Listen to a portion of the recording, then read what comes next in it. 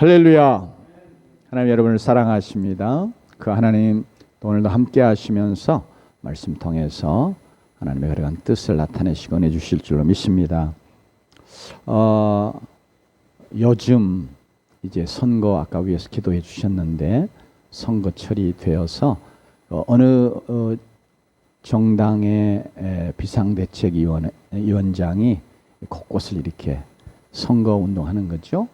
찾아가는 그런 것이 뉴스에도 나고 또 유튜버들을 통해서 많이 전해지고 있는 것을 저도 이렇게 좀 보게 됐는데요. 그 비상대책위원장이 이렇게 이러고 가면 이렇게 무수한 사람들이 이렇게 몰려서 그래서 아주 혼잡스러울 만큼 그런 상황이 연출되고 그러면서 이제 많은 사람들이 이렇게 악수라도 한번 하려고 그러고 또 이렇게 셀카를 잘 찍어주는가 보죠. 그래서 이렇게 셀카도 같이 찍고 이런 것 때문에 많은 사람들이 몰린다 하는 이야기를 이렇게 듣습니다. 아마 지금도 그러겠죠. 다 그렇게 사람들이 많이 몰릴 때는 그게 이제 자기가 지지하는 정당의 비상대책위원장으로 오기 때문에 그럴 수도 있고 또 자기의 어떤 것들을 이렇게 뭐 일종의 민원 같은 거죠. 이런 것을 혹시라도 좀 이야기해 볼 수 있을까 뭐 이런 의도도 있겠고 또 그 사람이 굉장히 이렇게 키도 헌칠하고 외모도 이렇게 빼어나다고 그러죠. 그래서 한번 좀 얼굴이라도 좀 볼까. 그리고 이제 기회가 되면 진짜 이게 인증샷이라도 하나 찍을까. 이런 여러 가지 의도를 가지고 혹은 이유, 목적을 가지고 이렇게 모이는 것 같아요. 그런데 만일 이렇게 그냥 몰려왔다가 한번 보고 흩어지는 게 아니라 사람이 딱 어느 사람이 나서서 그 사람에게 내가 이제 앞으로는 평생 당신을 따라다니겠습니다. 만일 이런 이야기를 한다면 받아들일지 안 받아들일지 여부를 떠나서 이렇게 그렇게 말하는 사람에게는 분명한 어떤 의도, 목적이 있어서 그러하겠죠. 이제 오늘 이렇게 선거와 관계된 것이어서 이야기가 아니라 특별히 이렇게 많은 군중이 모이게 되는 이런 것 때문에 오늘 말씀을 이렇게 묵상하는 가운데 그것이 연상이 돼서 잠깐 나눴는데요.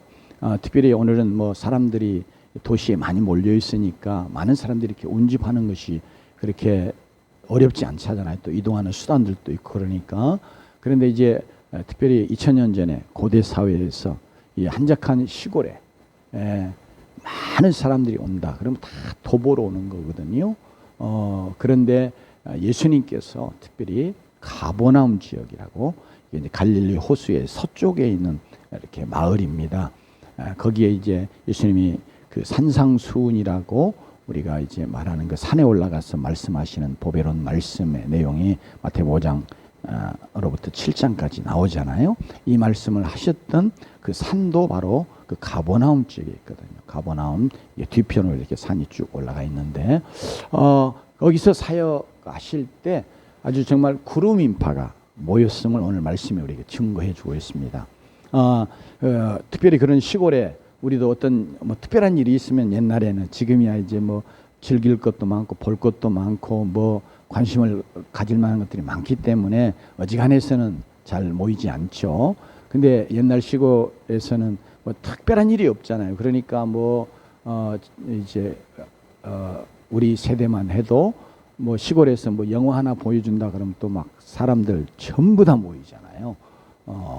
이제 이런 것처럼 어떤 특별한 일이 있으면 사람들이 막 이렇게 모이게 돼 있는데 특별히 그 가버나움 지역의 시골 마을에 예수님께서 놀라운 역사를 이루시는 거예요. 병자들을 고칩니다. 귀신들을 쫓아냅니다. 놀라운 이렇게 이적적인 권능의 역사들이 있어요. 그러니까 이 소문을 듣는 자들마다 특별히 아픈 자들은 더 아주 절박하고 갈급한 심령으로 예수님 앞에 다 오기를 원했을 것이고 그뿐만 아니라 그 아픈 자들을 데리고 오는 어떤 가족들이나 또 친지들이나 또 이웃의 사람들 뿐만 아니라 이제 그렇게 놀라운 일들이 이루어진다는데 나도 한번 가봐야 되겠다. 이런 마음들이 막 요동을 치니까 많은 사람들이 아마 줄다름 쳐서 예수님이 사역하고 계시는 이 가버나움으로, 가버나움 사람은 말할 것 없고 인근에 많은 사람들이 모였을 것으로 볼 수 있어요. 그래서 오늘 우리의 본문에 보면 무리가 이렇게 자기를 애워싸는 것을 보시고 이렇게 말씀이 나오는데, 여기 무리가 이제 많은 무리거든요. 그런데 이렇게 많은 무리가 이제 예수님에게 왔어요. 네, 방금 이야기한 것처럼 저마다에 이렇게 모여온 이유가 있잖아요. 그런데 어쨌든 간에 이렇게 많은 무리들이 모였는데 예수님은 그 많은 무리들이 모이면 그걸 인해서 예수님이 막 어떤 기쁨을 누리고 영광을 얻는 이런 내용에 대해서는 전혀 언급이 없어요. 도리어 많은 무리들을 보시고 이렇게 말씀한 거예요. 애워싸는 것을 보시고 이렇게 무리들이 모여가지고 이제 멀찍이 보겠어요? 예를 들면 병 고치는 것을 보려고 그래도 막 가까이 이렇게 들여다볼 얼마나 서로 막 가까이 오려고 야단을 했겠어요? 그러니까 점점점 예수님을 막 이렇게 애워싸는 이런 상황들이 되고 뒤에서 막 또 가까이 접근하기 원해서 막 이렇게 밀고 하는 이런 상황이 연출이 됐을 것 같아요. 그러니까 예수님께서 그 상황을 보시고 그러면서 이제 건너편으로 건너가기를 명하셨습니다. 누구에게? 제자들에게죠. 이제 예수님이 도리 이렇게 애워싸니까 이제 다른 내용들을 보면 혹은 또 다른 복음서의 내용들을 보면 예수님을 이렇게 애워싸는 이유가 어떻게 되는지 만져서 예수님에게서 나오는 어떤 권능에 의해서 병 고침 받기를 원하는 자들이 막 핍근이 이런 표현을 쓰잖아요. 그렇게 해서 예수님을 어떻게든지 한번이라도 좀 만져보려고 하는 이제 이런 자들 때문에 사람들이 막 더 예수님에게 접근하는 이런 상황들이 발생하기도 했던 것 같습니다. 뿐만 아니라 이미 앞부분에 예수님께서 많은 병자들을 고치셨잖아요. 귀신들을 쫓아냈습니다. 이것이 정말로 메시아의 그 왕적인 권능을 나타내시는 거거든요. 그러면서 이제 이 땅에 하나님의 나라가 이루어져 가게 하시는, 즉 하나님의 나라가 임하여 오시는 모습을 그렇게 이제 보여주시죠. 마태복음 뒷장에 보면 이제 특별히 귀신을 쫓아내실 때에 사단에게 붙잡혀 있는 그런 자들을 강한 자로서, 아니 더 강한 자로서 사단을 이제 강한 자로 표현하는데, 그 강한 자에게 붙잡혀 있는 것들을 강탈해내는 이제 이런 모습으로 예수님이 귀신을 쫓아내는 것 관계에서 말씀을 하셨죠.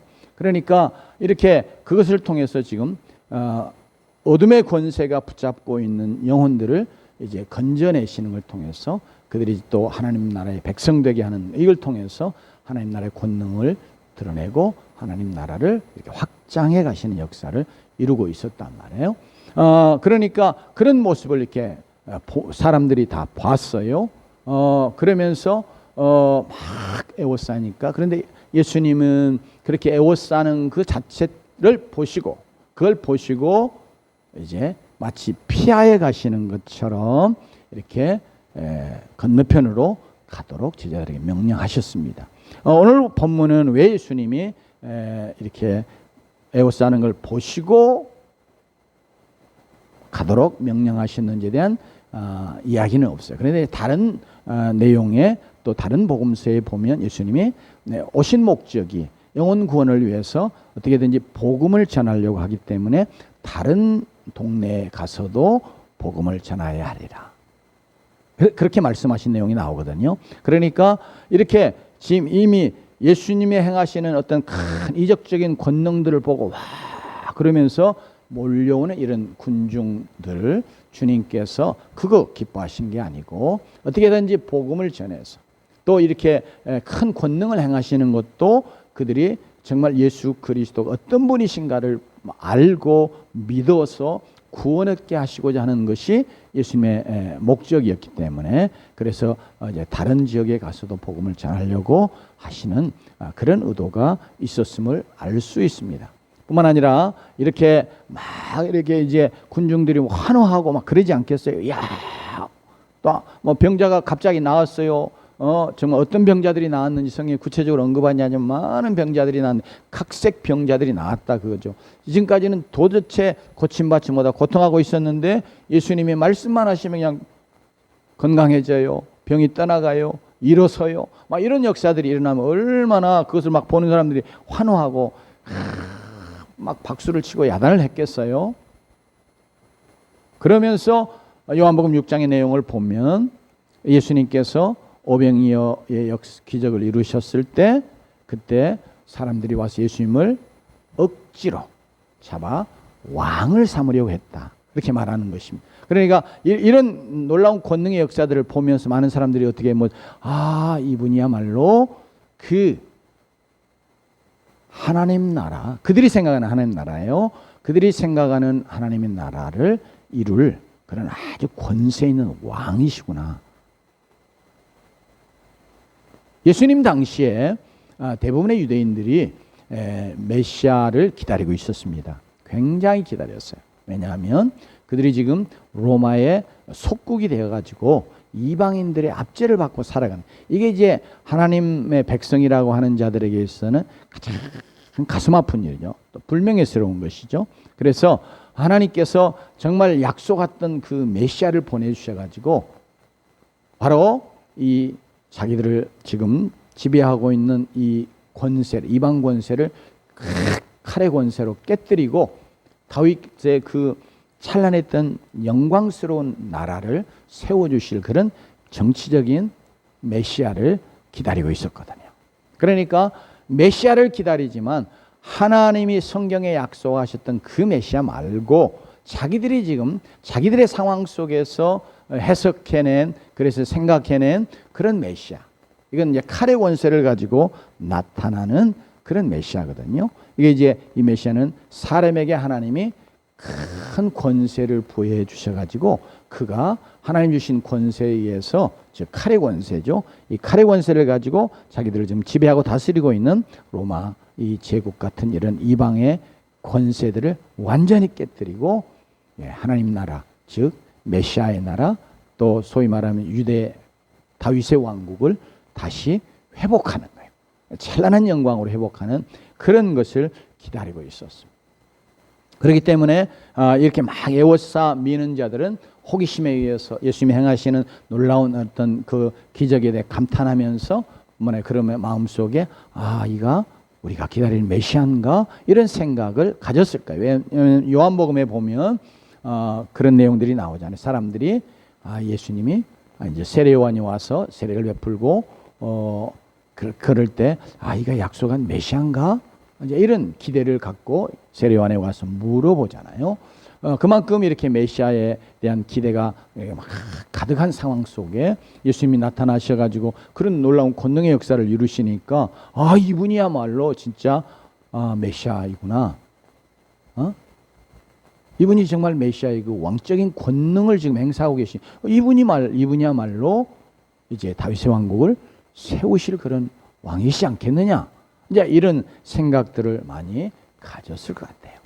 그러니까 예수님은 그런 군중의 어떤 기대, 열광, 이것이 진짜로 성경이 약속하신, 그리고 예수님이 오신 그 메시아로서의 사역을, 세상의 구원을 위한 사역을 이루어가는 데는 그게 도리어 방해가 된단 말이에요. 그래서 어떤 사람들을 고치시면서 너희들 가서 말하지 말라, 이렇게 말씀하신 이유가 이게 너무 일찍부터 예수 그리스도가 하나님이 약속한, 하나님이 보내신 메시아라고 하는 것이 드러남으로 인해서 이제 우리가 성경을 통해서 알지만 이제 예수님 왜 죽으셨냐 그러면 메시아라고 주장한 것 때문에 죽은 거예요.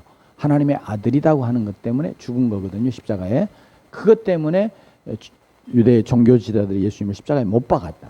그렇기 때문에 예수님은 하나님의 스케줄을 좇아서 하나님이 가시는 그 메시아의 길이 있단 말이에요. 어디까지요? 십자가까지 나가는 구원의 길이 그게 있는데 그것이 일찍부터 엄청난 저항에 직면하고 또 사람들이 오해함으로 생겨나는 그런 것들 때문에 예수님께서 이런 부분들을 이렇게 막 외적으로 나타나는 그런 왕적인 권능만 보고 예수님을 이렇게 오해하는 이런 것들 때문에 예수님은 때로 그들을 피하여 하신 것을 우리가 알 수 있습니다. 그래서 아마 두 가지 이유 때문에 그런 것 같아요.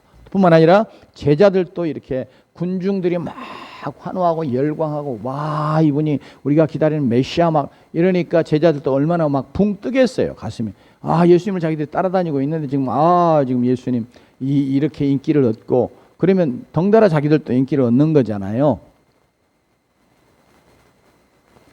그러니까 예수님께서 그들의 제자들의 이런 잘못된 생각, 오해, 또 영적인 이런 위험한 것들을 예수님께서 이제 진정시키고 그것들을 이제 가르치시려고 예수님께서 건너편으로 가자 이렇게 말씀하신 것을 볼 수 있습니다. 그런데 오늘 우리의 본문에 보면 예수님이 이렇게 무리를 떠나서 건너편으로 가자고 그러더니 갈릴리 건너편은 거기가 주로 이제 그 사람들이 많이 살지 않는 그런 지역이거든요. 우리가 잘 아는 마태복음 5장에 보면 예수님께서 가셨던 지역이 귀신 들린 군대 귀신 들린 자가 있던 그런 지역, 가다라 지역이라 할지 이런 지역이거든요. 이게 들녘이단 말이에요. 벳세다 뭐 이런 지역. 그러니까 이제 그 지역으로 가는 거예요. 그런데 이렇게 예수님이 떠나가시려고 하니까 이제 19절에 한 사람이 한 서기관이 나타나서 말합니다. 그래서 그에 대해서 예수님이 대답하는 내용까지 19절 20절에 있는데 우리 같이 한번 읽어볼까요? 시작.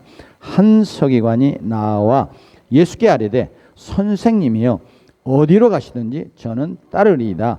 예수께서 이르시되 여우도 굴이 있고 공중의 새도 거처가 있으되 인자는 머리 둘 곳이 없다 하시더라. 이제 그 많은 무리 중에 서기관이 있었어요.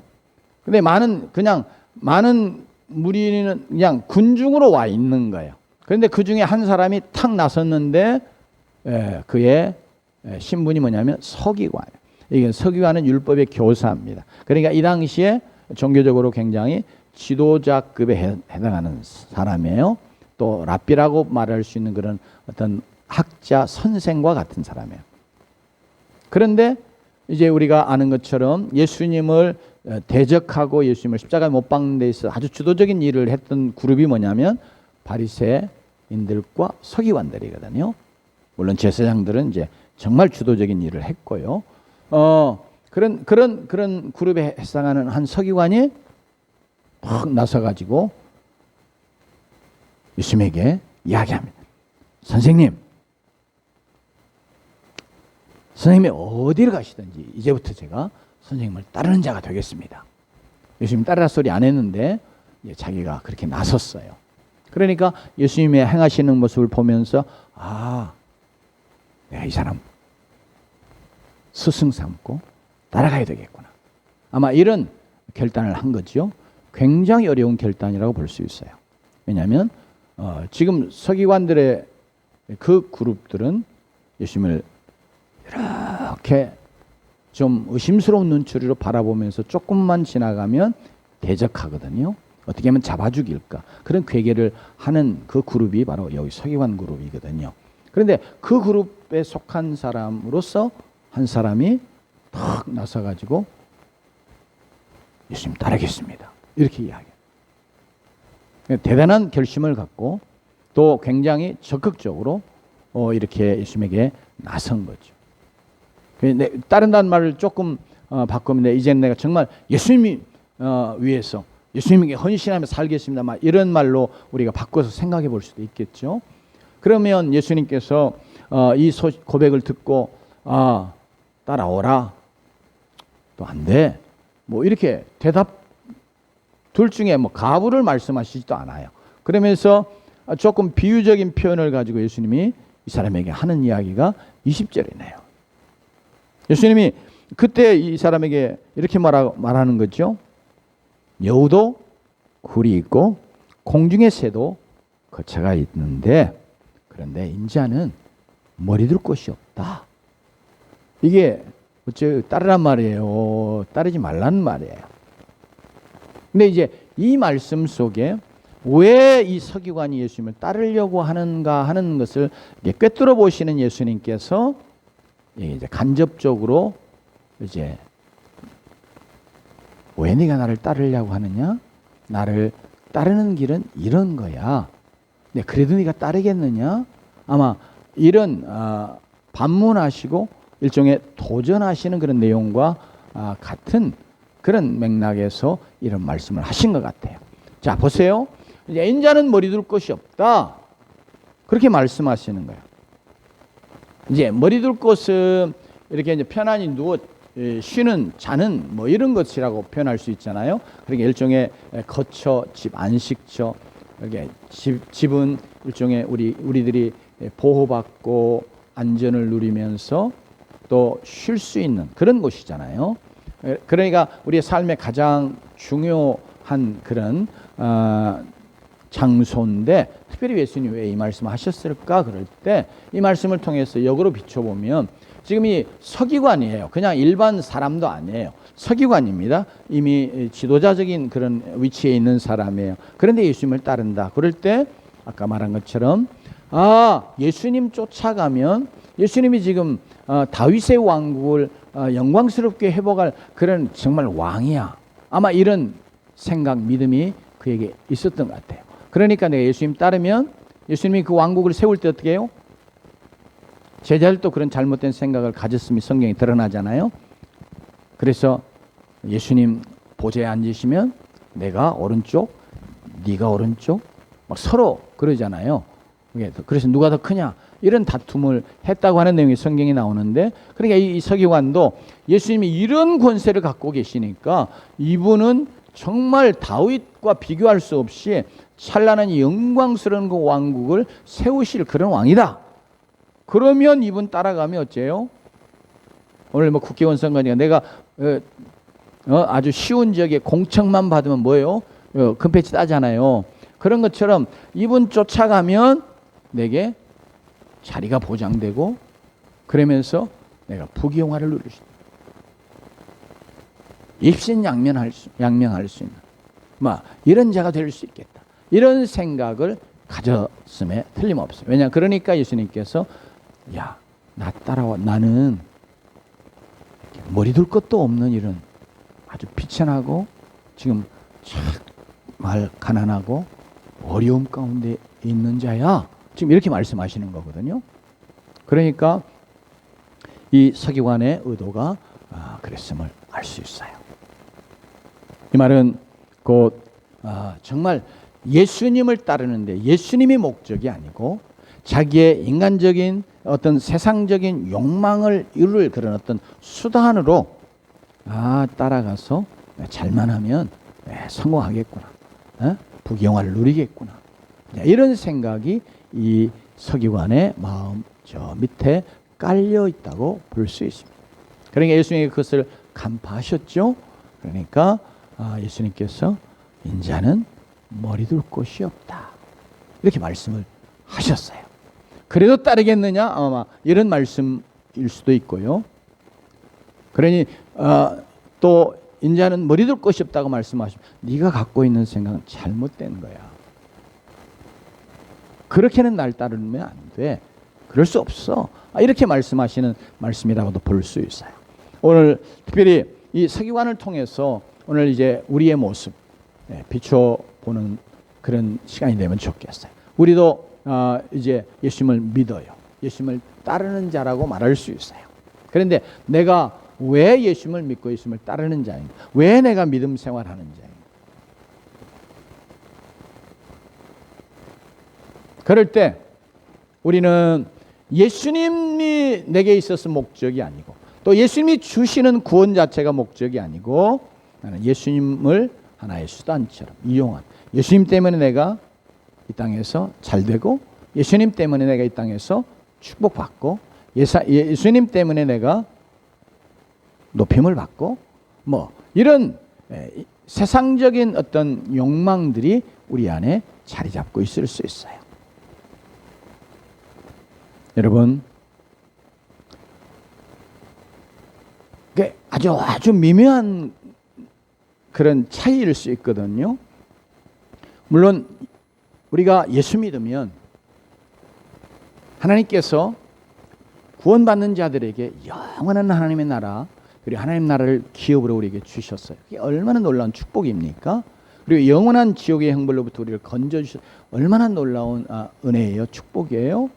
그러면서 또 하나님의 백성, 하나님의 자녀들에게 이 땅에서도 하나님이 약속하신 놀라운 언약의 축복들이 있단 말이에요. 그래서 이제 아브라함의 복이라고 말씀하면서 예수 그리스도가 우리를 대신하여 저주를 받으심으로 이제 우리가 우리를 속량하셨는데, 그렇게 하신 목적이 뭐예요? 아브라함의 복이 우리에게 임하게 하시기 위해서 그렇게 하신 것이라고 성경은 갈라디아서 사도 바울이 우리에게 증거해 줍니다. 그러니까 우리가 예수 믿음은 놀라운 복이에요. 믿음 그 자체가 놀라운 복이에요. 그죠? 예수 믿음으로 구원 얻는 거, 이게 참으로 최고의 복이에요. 그러면 그와 동시에 또 예수 믿는 자들에게 하나님께 주시는 놀라운 복들이 있어요. 그러나 그것이 우리의 목적이 되고, 예수님을 이용해서, 예수님을 통해서 그런 복에 우리의 마음이 가 있고, 우리의 마음이 거기에만 가 있으면 그것은 예수님을 따르는 자로서 합당하지 않는 거죠. 예수 믿음에 합당하지 않는 거예요. 우리가 예수 믿으면 우리에게 이제 꽃길만 있는 게 아니에요. 우리는 대부분 그렇게 생각하거든요. 이제 예수 믿고 나면 모든 게 다 잘 되어지고 형통하고. 왜냐하면 요한 3서 2절에 보면 사랑하는 자의 내 영혼이 잘된 것 같이 네가 범사에 잘되고 네가 강건하기를 원하는 자. 강건함도 이야기하죠. 영혼이 잘되는, 그러면서 범사가 잘되는 거 이야기하잖아요. 그러니 우리에게 모든 것이 다 꽃길만 있는 것처럼 우리가 얼른 오해할 수 있다. 그러면서 그 꽃길을 위해서, 그리고 거기에 말씀하는 것처럼 하나님이 우리에게 주시는 그런 복들, 정말 신령한 복, 영원한 하나님 나라의 놀라운 기업의 복, 이런 것들보다 이 땅에서 우리가 육신적으로 또 혹은 물질적으로 잘 되어지고 부해지고 이제 이런 것만 우리가 복으로 생각하면서 그것을 주실, 그것을 내게 얻게 하는 그런 수단이 될 수 있는 그런 것으로 혹은 통로로 이렇게 예수 믿음을, 또 예수님을 우리가 이용하고자 하는 그런 마음이 우리에게 있을 수 있어요. 그러니까 우리가 예수 믿고 나서 내가 꽃길이 아니네, 만사형통이 아니네, 그러면서 내게 어떤 고난이 오면 그때부터 뭐예요? 내가 예수 믿는데 왜 이러지? 하고 내게 다가오는 어떤 고난 때문에 원망불평하고 또 힘들어하고, 그러면서 이것을 믿음으로 잘 이겨내는 그런 데 있어서 실패하고 넘어지는 그런 모습을 우리가 보일 수도 있는 거예요. 우리에게 서기관이 보여줬다. 어디를 가든지 예수님 따라가겠습니다. 얼마나 대단한 각오와 결단이고 또 헌신의 고백이에요. 사실 우리는 이런 고백 자체를 사실은 못하는 경우들이 많이 있잖아요. 그런데 그럼에도 불구하고 이 마음 깊은 곳에 예수님이 정말 따르는 대상으로서의 그 목적이 아니고 예수님 통해서 세상적인 욕망, 무엇인가를 얻어보려고 하는, 누리려고 하는 이제 이런 의도가 있었기 때문에 예수님께서 이 말씀으로 답을 주신 거예요. 그러면서 특별히 예수님이 자신을 인자는 이렇게 표현해요. 인자는 머리 둘 곳이 없다. 지금 이 서기관의 마음속에는 뭐예요? 분명히 메시아, 하나님 나라의 왕이라고 하는 생각이 있는데, 정치적인 그런 메시아, 이거 그 당시에 유대인들이 다 갖고 있었던 생각처럼 서기관도 그거 같이 가졌을 거예요. 시대적인 그런 영적인 사상이니까 이들이 다 공유하고 있었단 말이에요. 근데 예수님이 그때 뭐라고 표현하시냐면 인자 이렇게 표현해요. 이제 이게 보통 나는 머리 둘 곳이 없다 이렇게 말씀을 하시면 되잖아요. 그죠? 그런데 이제 인자라고는 용어를 주님이 일부러 쓰세요. 여기 인자는 머리 둘 곳이 없다. 그러니까 이제 자신을 지칭하는 이 3인칭 이런 표현이 있잖아요. 근데 예수님이 이렇게 인자라고 자신을 표현하시는 내용들이 성경에 많이 나온단 말이에요. 네. 그런데 이것을 통해서 이 인자란 말 자체가 사람의 아들이란 뜻이에요. 그 이문열 씨가 그 사람의 아들 뭐 이런 소설도 썼잖아요. 근데 이게 사람의 아들이란 뜻이거든요. 진짜 사람의 아들이라는 걸 말씀하는 거예요. 왜 그랬냐면 예수님께서 이제 다니엘서의 7장에 보면 인자 같은 이 해가지고 영광을 입으시는 즉 하나님이신데 사람의 모습이 되시는 그런 분을 표현하거든요. 그러면서 나라와 민족과 모든 백성들을 다스리는 그런 분으로 말씀하세요. 그런데 이분이 본래는 그렇게 영원한 하나님의 나라의 왕이시로 사람이 되시는, 그러면서도 진짜 사람이 되시는. 근데 이게 사람이 되시는 그분은 참 하나님의 사람이신데, 이분이 예수님이 자신을 자꾸 인자라고 하는 것은 참 사람 되는 것을 강조하면서, 특별히 성경에서 하나님이 사람이 되신 이유가 뭐냐 그럴 때 그분이 우리 죄인들을 정말 불쌍히 여기시고 긍휼히 여기시고 사랑하셔서 구원하시기를 원하시는데, 죄인된 인간이, 사람이 자신의 힘과 능력으로 자신을 구원할 수 있는 길이 없단 말이에요. 이미 죄인된 자니까. 그래서 바로 하나님이 죄 없으신 그런 모습으로 참 사람이 되어 사람의 자리에 그분이 대신 서셔서 바로 사람을 대표하는 새 인류의 그렇게 머리가 되셔서, 대표가 되셔서 바로 고난 받으시면서 사람들의 모든 죄를 다 대신 담당하시고, 그리고 그 죄를 인하여 희생의 제물 되어 주심으로, 그래서 인류를, 사람을 구원하는 그런 메시아. 이게 이제 성경이 말씀하시는 메시아의 모습이다. 그러니까 예수님께서 바로 인자라고 말씀을 표현하는 걸 통해서 이거 나타내 주신, 내가 하나님으로서, 하나님의 아들로서 사람이 되어 이 땅에 온, 그러나 진정한 사람. 왜냐하면 특별히 이제 그 당시에 유대인들의 생각 속에는 메시아는 이런 것이었어요. 메시아는 이렇게 하나님이 진정으로 우리와 똑같은 이런 사람의 모양을 입고 오시는 그런 분이 아니고, 그래서 참 하나님과 참 사람이신 그런 메시아가 아니고, 역사적인 인물이 있어요. 그런데 그 역사적인 한 인물을 하나님 택하셔서 그 사람에게 그리스도의 영을 부어요. 그러니까 예수님이 요단강에 세례 받으실 때에 성령이 임하여 오시는 것도 그런 식으로 해석을 해요. 그러니까 하나님이신 분이 동정녀에게서 성령의 능력에 의해서 참 사람으로 탄생하셔. 참 하나님이요 참 사람이신 그런 분이 아니라 그냥 역사적인 한 인물 예수가 있는데, 이 예수에게 메시아의 영이 부어져요.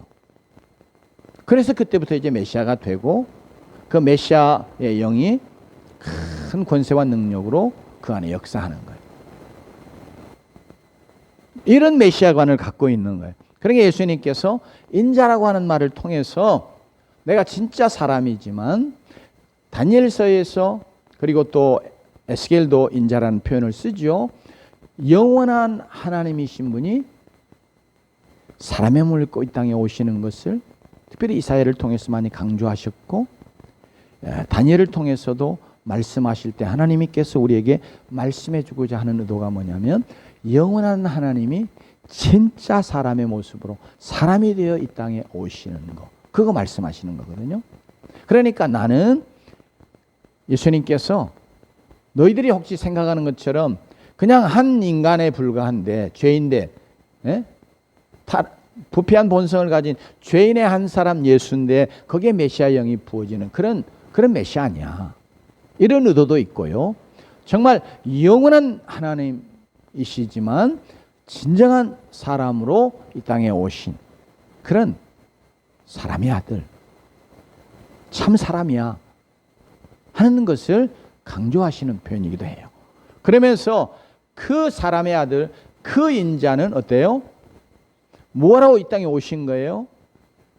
고난을 통해서 모든 사람의 죄를 다 그분이 대신 짊어지시고 십자가에서 희생의 제물이 되어서 죄값을 다 치르시는 그런 제물로 죽으셔서 구원하여 하나님의 백성 삼으실 그런 메시아로 오신 거예요. 그러니까 인자 그럴 때는 이게 고난이 이미 전제되어 있어요. 그러면서 희생이 생명을 대속물로 내어주는 희생을 이미 전제하고 있어요. 그렇기 때문에 예수님께서 이 사실을 강조하는 거예요. 내가 참 영원한 참 하나님이시지만 참 사람이 됐다 하는 것을 강조하시면서 그러면 참 사람으로서 내가 고난을 받고 희생하여 희생의 제물이 되어서 대속물이 되어서 죄인들을 구원할 그런 메시아다. 이거 지금 주님이 강조하여 말씀하시기를 원하시는 거예요. 그러니까 인자의 길은 뭐예요? 고난의 길이에요. 다시 말하면 십자가의 길이요. 희생의 길이요. 네가 생각하는 것처럼 그런 영광스러운 그런 왕의 길, 세상적으로 큰 권세와 능력으로 역사함으로 놀라운 메시아의 즉 다윗의 왕국을 세울 그런 영광스러운 왕의 길을 가는 자가 아니야. 그 왕의 길은 즉 메시아의 길은 이렇게 고난으로 희생하여 대속물로 십자가의 자신을 내어줄 그런 인자야. 이렇게 지금 주님이 말씀하시는. 그러니까 이걸 통해서 예수님께서 서기관에게 나는 그런 인자야. 네가 나를 그런 다윗의 왕국을 찬란하게 회복할 그런 큰 칼의 권세를 가진 그런 메시아, 그런 왕으로 믿는 거 잘못된 거야. 이런 말씀과도 같아요. 나를 네가 인자로 믿어야 돼. 네가 나를 인자로 알지 않냐고 나를 따라오는 거 그건 출발부터 잘못된 거야. 이렇게 말씀합니다. 사랑하는 성도 여러분, 우리는 우리의 믿음의 생활의 진정한 목표는 예수님이어야 되겠습니다. 예수님 때문에 오는 축복, 그것이 우리의 마음을 끌고 그것이 더 우리에게 중요한 것이 되어서 예수님을 따르는 자가 아니라, 이게 이제 본말이 전도되는 거잖아요. 우리가 예수님을 정말 따르다 보면 예수님이 우리에게 놀라운 축복을 주시는 것이 틀림없습니다. 그러나 그 축복만이 아니라 예수님을 따르는 것은 예수님이 가셨던 그 길이 고난의 길, 십자가의 길이기 때문에 우리에게도 믿음으로 살아가는 길은 고난이 있어요. 이거 분명히 기억해야 돼요. 그래서 바로 예수님께서 이 사실을 이에게 말씀하고 계십니다. 그래도 네가 따르겠느냐? 예, 우리 서기관은 아무런 대답이 없었습니다. 이 말 듣고 아마 이제 자기의 속내가 들킨 것 같고 기가 막히니까 이거 큰일 나겠구나. 도리 가면 이거 망하는 거겠네. 아마 이런 생각을 했을지 몰라요. 그냥 아무 대답도 없고 그냥 물러난 것처럼 성경은 침묵하고 있습니다. 예수님이 우리에게도 이 말씀으로 나는 인자야. 고난과 희생을 통해서 내 생명을 희생의 제물 대속물로 내어주어 구원할 그런 길을 가는 메시아야. 따르겠느냐? 우리도 주님 앞에서 주님을 따르는 길이, 주님을 믿고 따르는 길이 화려하고 영광스러운 길이 아니고 부귀영화가 보장된 길이 아니고 도리대로 고난이 있고 어려움이 있고 핍박이 있고 그럴지라도 주님 이 길 따라가는 자 되기 원합니다. 이런 고백을 주 앞에 우리 드리면서 나아가는 자들이 되십시다. 특별히 하나님 앞에 참 이건 힘든 거죠. 그죠? 우리가 인간적으로 생각하면 참 힘들어요. 그렇게 하는 것이. 왜냐하면 제 부모의 삶을 봐도 그렇더라고요. 저희 부모님이 이제 목회자로서 일평생을 사셨거든요. 그런데 이제 안 믿는 집안에서 3대 독자로서 이제 예수 믿고 엄청난 핍박을 받았죠. 그러면서 이제 정말 예수님을 따르는 자, 복음을 위해 사는 자 되겠다고 이렇게 결단하고 이제 문중에서 쫓겨나다시피 해서 이제 문중을 떠나게 되고 부모 곁을 떠나게 되고 이러면서 참 살아오신 길이 참 이제 가난과 고난의 길이었음을 압니다. 또 특별히 사실 부모에게서 물려받은 재산도 상당히 많았다고 그래요. 그런데 부자는 하나님 나라에 들어가기가 낙타가 바늘기로 들어가는 것보다 어렵다. 이 말씀을 거의 문자적으로 받으셨던 것 같아요.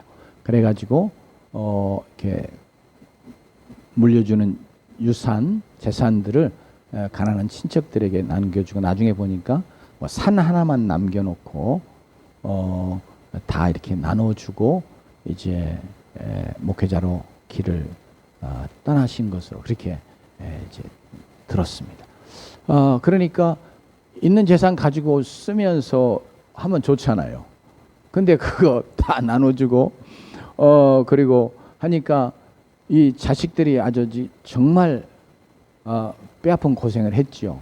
뭐 먹을 것이 있어요. 배고픔, 굶주림, 그런 것. 그러니까 예수 믿고 잘 되는 거, 이 땅에서 부귀영화를 누리는 거, 그거 생각했으면 그렇게 할 수 없죠. 그런데 예수 믿는 것 자체가 너무 좋은 거예요. 예수님이 주시는 이 구원이 너무 복된 거예요. 그러니까 바로 그걸 위해서 살아가면 그 다음에 이 땅에 정말 고난이 있어도 어려움이 있어도 뭐 가난을 겪어도 그거 예수님 따르겠습니다. 이런 마음으로 그가 주님을 따르고 목회자의 길을 간 것으로 그렇게 알고 있어요. 그게 참 감사하죠.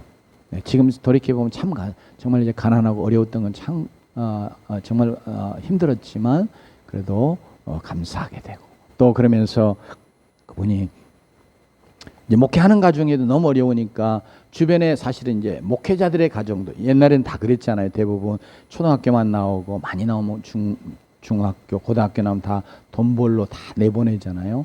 이게 그 시골의 목회자들 가정들 보니 대부분 보니까 너무 어려우니까 자녀들 이제 국민학교 나오면 다 이렇게 돈 벌러 도시로 이렇게 내보냈거든요. 그런데 저희 부모님은 어떻게든지 하나님의 영광 위에서 사는 자가 되기를 간절히 기도하셨고 그러기 위해서 이제 공부하기를 원하시고 이제 한국의 제일 좋은 대학을 나와서 하나님 앞에 이렇게 하나님의 종으로 하나님을 섬겨가는 그런 것을 이렇게 생각하시고 기도하셨어요. 그래서 돈 벌러 우리를 보내지 않고 어떻게 하든지 기도로 뒤에서 밀어주면서 하나님의 은혜로 이렇게 공부할 수 있도록 그렇게 해주셨어요. 그래서 이제 저희가 정말 하나님의 은혜로 다른 대학 다닐 수 없잖아요. 돈도 없고 그러니까 유일하게 다닐 수 있는 데가 아니면 교대 아니면 그 이제 서울대 뭐 이런 데밖에 없었다. 그러니까 이렇게 하나님의 은혜로 그 형제들이 다 그 대학을 다니면서 가정교사도 하고 장학금 받고 공부하고 이렇게 하면서 이제 예수님을 믿고 따르는 길을 나올 수가 있었습니다. 그래서 오늘 이렇게 말씀 통해서 우리가 생각하는 거 정말 예수 안에 모든 것이 다 있어요. 온갖 보화가 다 있어요. 놀라운 축복들이 다 있어요. 그러나 그것이 이 세상적인 어떤 보화, 세상적인 복 이런 거 우리의 육신의 욕망들이 갖고 있는 세상적인 그런 것들이 우리가 예수님을 믿고 따르는 우리의 목표가 되지 않냐고. 예수님 그분이 목표가 되기 원합니다. 그분이 우리의 최종 목적이 되기를 원합니다. 그러면 그 다음에 고난도 있지만 하나님께서 놀라운 복들을 또한 그 복의 통로로 살아갈 수 있도록 하기 위해서 그런 복들을 또 풍성하게 넘치게 부어 주실 줄로 믿습니다. 그래서 우리가 믿음으로 주님 잘 따라가는 그런 주의 백성 되어지기를 주의 이름으로 축원합니다. 기도하십시다.